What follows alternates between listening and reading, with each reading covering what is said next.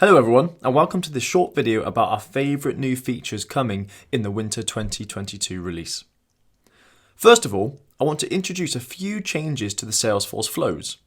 Up until now, when working with screen flows, we as admins have been limited to the standard navigation labels: next, previous, pause and finish.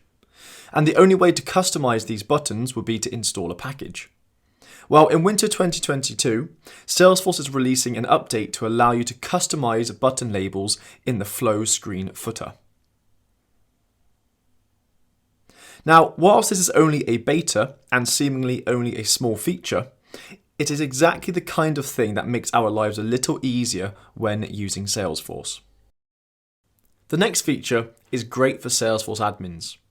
In recent times, Salesforce has put a great amount of emphasis to enable Salesforce admins to enhance the speed of their org.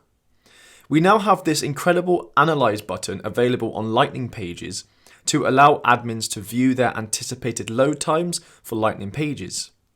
And even more exciting, it will also provide recommendations on how to improve these pages. We can also run this test for mobile devices. Restriction rules are now generally available to customers in this release and accessible through the setup menu.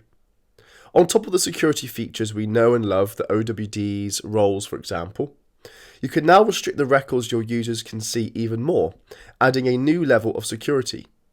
But why do we need them when we already have security model? Think about our accounts.